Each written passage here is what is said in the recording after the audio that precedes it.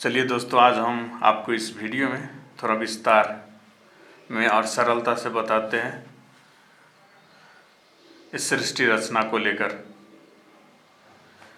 ये संसार, हम इंसानों की स्थूल प्रकृति, यहाँ पे जीव रहते हैं 84 लाख प्रकार के जीव, जलचर जीव, थलचर जीव। सभी जीवों में एक मन है। इंसान सबसे श्रेष्ठ प्राणी है। सभी इंसानों के पास एक निरंकार मन है। कबीर कहते हैं, मन ही प्रपंची, मन ही निरंजन, मन ही ओमकार।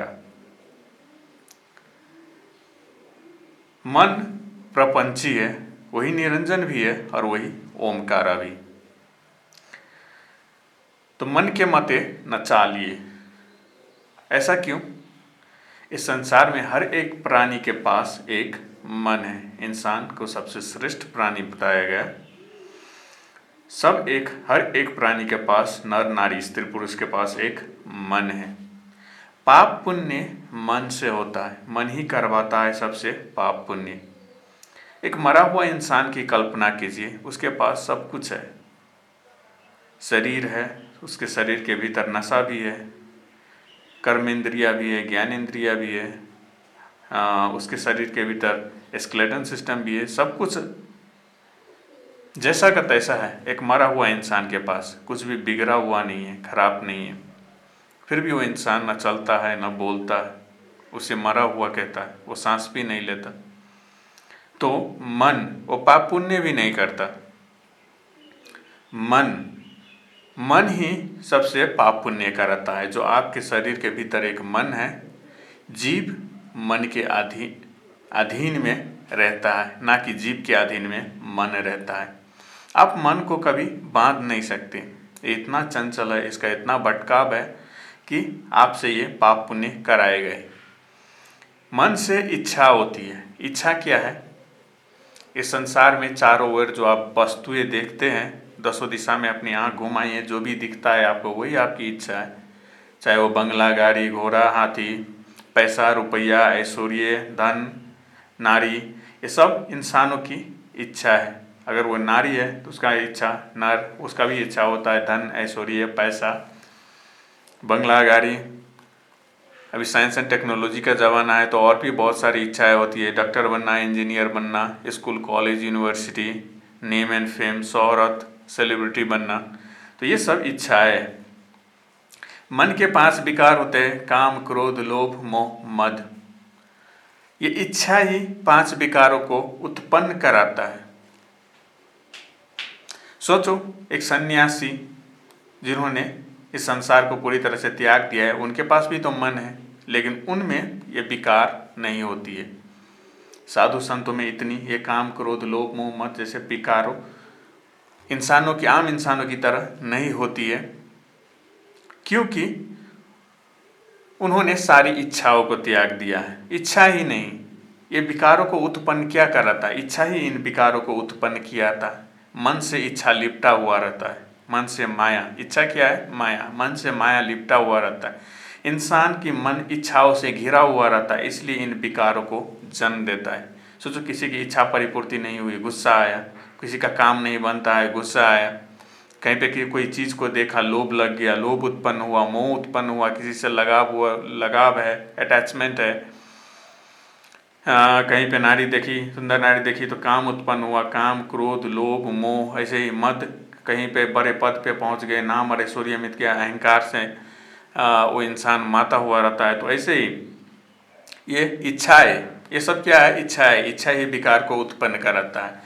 तो जब ये विकार मन का है और यही अस्त्र शस्त्र के रूप में काम करता है, मन से पाप कराता है।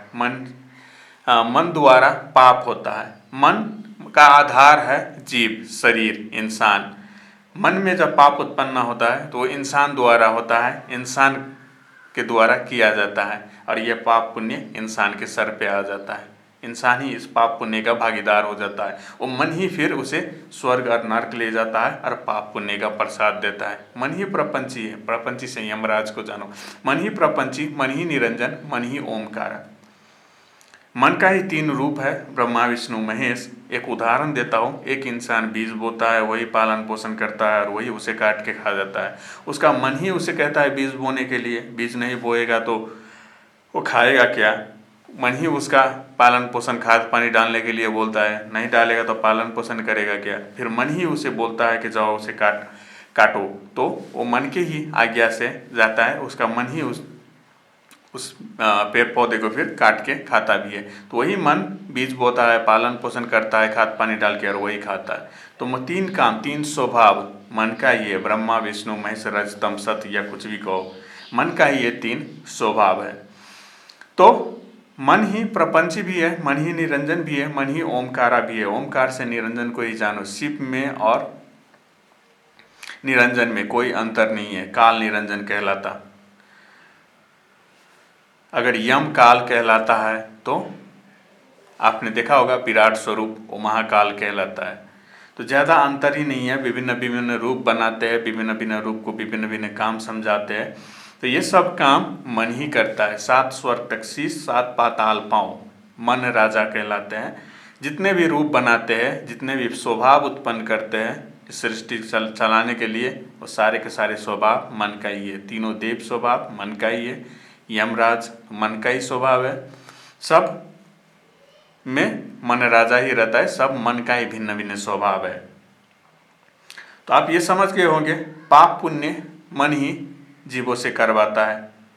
आपके पास जो मन है वो आपके अधीन में नहीं रहता है, आप उसे बांध नहीं सकते, ये चंचल होता है और आप पाप पुण्य करते हैं। और पाप पुण्य ये सारा का सार जीव के सर पे आता है, जीव ही सारे कष्ट उठाता है। फिर वही मन स्वर्ग और पाताल ले जाता है, पाप पुण्य का फल देता है, पाप का फल नरक, पुण्य का फल स्वर्ग, फिर 84 लाख योनि में घुमाता है।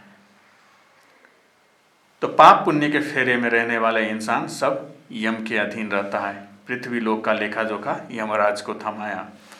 अब बताते हैं सूक्ष्म प्रकृति का। ये हो गया स्थूल प्रकृति। सूक्ष्म प्रकृति में जल के नीचे पाताल है, पृथ्वी के ऊपर स्वर्ग, ब्रह्मलोक से नीचे, ब्रह्मलोक से ऊपर 2 और, एक विष्णु का लोक और एक महेश का लोक। विष्णु से उपजे देव वो स्वर्ग में रहते हैं, महेश से उपजे दानव वो पाताल में रहते हैं। ये महेश हुए दानवों का सरदार, विष्णु हुए देवों का सरदार। ये दोनों सूक्ष्म प्रकृति को चलाते हैं। अब बताते हैं कारण प्रकृति की। मन माया, मन से धर्म निरंजन काल को जानो, माया से दुर्गा भवानी को जानो। दुर्गा, ये दोनों कारण प्रकृति, इनसे ही उपजे ये तीनों देव ने ये स्थूल प्रकृति बनाया। ये एक अक्षर वृक्ष की डार है, अक्षर पुरुष की एक डार है। अक्षर पुरुष ही आदि पुरुष ने ही सब उपजाया। आदि पुरुष ही शुरुआत है, आदि पुरुष ही अंत है, बाकी सब डार है। तीनों देव शाखा है और यह पात रूपी संसार। फिर अक्षर से निअक्षर नियारा। अक्षर कहाँ से आया? नी अक्षर से। मूल तत्व परमात्मा अजन्मा अविनाशी अस्थिर अचल, जिन्हें समृत भी कहलाते हैं। सांस श्वास से उन्होंने किया प्रकाश। जब पुरुष कामना मन में लाए तो उनका सत्ता का स्वरूप आदि पुरुष उत्पत्ति हुई। तो यहीं से हुआ, फिर आदि पुरुष ने ये सारा जग उपजाया। तो आदि पुरुष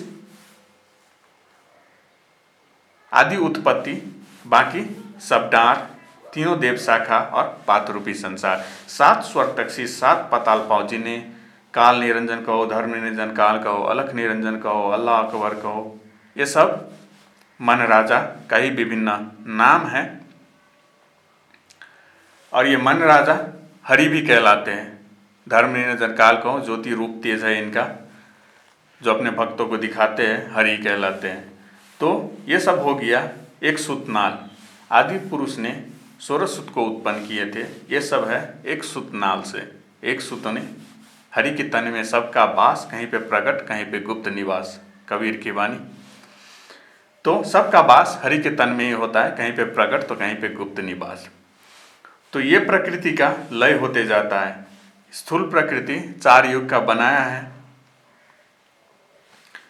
4 युग के बाद इस पृथ्वी का नाम और निशान नहीं रहता है। ये सूक्ष्म प्रकृति जब प्रलय करने की सोची तो तीनों देव सहित स्वर्ग और पाताल, इनका भी नाम और निशान नहीं रहता है। महाप्रलय करने की सोची तो आदि भवानी सहित सब काल के मुख में समा जाता है। काल कहो, धर्म निरंजन काल कहो या हरि कहो, सब उनके मुख में ही समा जाता है। ये हो गया अक्षर पुरुष की केवल एक डांड, एक सूत नाल से है ये सब। तीन चीज का कभी नाश नहीं होता, एक मन राजा, एक माया और एक बीज। ये बीज सारे के सारे आत्मा हंस स्वरूप है, मूल तत्व परमात्मा के अंश। ये ना जन्मे, ये ना कभी मरता, इसलिए इनका नाश कभी नहीं होता। हरि के तन में ये समाया हुआ, मुख में समाया हुआ रहता है। माया भी हरि में समाया हुआ रहती है। माया की उत्पत्ति भी समरथ से हुई, समरथ ने ही माया को बनाया, आदि पुरुष ने सब उपजाया। तो माया की उत्पत्ति भी कहाँ से हुई? आदि पुरुष ने ही भी माया को बनाया। आज माया की सांसों की ताक भी इनसे ही जुड़ी हुई है, इसलिए माया का भी नाश नहीं होता। माया को काल निरंजन ने माया नहीं बनाया, माया को हरि ने नहीं बनाया, माया को अलख निरंजन ने नहीं बनाया। इनको माया को इन्होंने नहीं उपजाया है। काल निरंजन भी सत्य पुरुष की तेज अंग से उत्पन्न हुआ है, इनको भी इन्होंने खुद नहीं बनाया है। तेज अंग से आया था काल, इसलिए सबको इतना सताया। कबीर की वाणी। काल का स्वभाव आप लोगों ने जान ही लिया। आप अपने खुद की मन को जान लो। आप जो आपका मन का स्वभाव है वही काल का स्वभाव है। प्रॉब्लम यही है कि आप स्थूल प्रकृति को, ये सूक्ष्म प्रकृति के और ये कारण प्रकृति के, आप में कम दिव्यता श्रेष्ठता होती है। इन लोगों में इनसे कम दिव्यता श्रेष्ठता रहती है। बस इतना ही प्रॉब्लम है इंसानों की। इंसान इस सांसारिक इच्छाओं से घिरी हुई रहती है, ये लोग सूक्ष्म इच्छाओं से घिरी हुई रहती है, ये सब कारण इच्छाओं से घिरा हुआ रहता है। यहाँ तक है, जहाँ तक है माया की रचना, माया सहित काल उसे सबको निगल जाता है। काल के मुख में समा जाता है। पहले पृथ्वी, फिर सूक्ष्म प्रकृति, फिर कारण प्रकृति, महाप्रलय, फिर पहले पृथ्वी की प्रलय, फिर तीन लोक की प्रलय, फिर महाप्रलय हुई तो सब काल के मुख में समा जाता है। फिर काल उसी से उत्पत्ति कराता है, उसी बीज फिर माया को उत्पन्न करता है, फिर वही बीज को माया के गर्भ में बोया जाता है, फिर वैसे ही सबकी उत्पत्ति होती है। जैसे एक बच्चा की उत्पत्ति होती है नारी की गर्भ से। कबीर कहते हैं नारी है रक्त की मूल, जहाँ से होता बीज स्थूल। उसी बीज को रक्त में करना, रक्त में धरना, इसी बीज से उत्पत्ति होना। हर एक नारी मेंस्ट्रुएशन साइकिल में जाती है। आपने देखा होगा कामाख्या मंदिर, सभी की उत्पत्ति नारी से ही होती है। अगर नारी नहीं होती तो उत्पत्ति भी नहीं होती, क्योंकि उत्पत्ति ये केवल इनकी उत्पत्ति, यहाँ की उत्पत्ति, यहाँ पे ना तो कोई जन्म लेता है ना मरता है। सबकी उत्पत्ति, ये अवतार कहलाते हैं। एक दूसरे सबकी उत्पत्ति मूल तत्व परमात्मा से ही होती है। यहाँ पे यहाँ पे नीचे, यहाँ से काल मन राजा सारी की सारी उत्पत्ति माया द्वारा करता है। मन की शक्ति, मन से इच्छाएं होती है, इसलिए इच्छा शक्ति भी कहलाती है दुर्गा रानी। तो माया मन जो भी इच्छा करता है मन में, दुर्गा रानी उसे पल भर में बनाती है। तो कबीर कहते हैं उसी से सब रचना करे, रचे भिन्न ये घाट, 7 स्वर्ग तक शीश, 7 पाताल पाँव, शून्य गुफा में भेद छुपाए, धर्म निरंजन काल, वही काल करतार वही। वो सारे के सारे प्रपंच रचने का काम धर्म निरंजन काल ही करते हैं और फंसाने का काम यमराज करता है। ऐसे खेल बनाया है। तो जो यमराज की जाल में फंस गया वो सारे के सारे काल के मुख में समा जाता है, काल के मुख में जाता है, और काल उसे पाप पुण्य का प्रसाद देता है, यमराज उसे पाप पुण्य का प्रसाद देता है और 84 लाख योनि में घुमाता है। तो ये हो गया, आपको थोड़ा विस्तार में सुनाए, शॉर्टकट में आदि उत्पत्ति की कहानी कि सृष्टि की उत्पत्ति कैसे हुई है और ये खेल कैसे चलता है, पाप पुण्य का खेल, कर्मफल का विधान का खेल। तो इस संसार में हर एक वो इंसान की मुक्ति तभी होती है, भक्ति तभी होती है जब वो इस परिवर्तन से परे वस्तु का अनुभव कर उनकी भक्ति करता है। जैसे आपको तो ये पता चल ही गया होगा कि जो इन लोगों के अपने अंश वंश है, धर्मनिरंजन काल के माया के, जैसे ब्रह्मा विष्णु महेश हुआ, अन्य अवतार हुआ, राम अवतार, कृष्ण अवतार, इनकी बीज की काया नहीं है, इनका स्वरूप का जन्म होता है, इनके शरीर में कोई आत्मा तत्व नहीं होता है।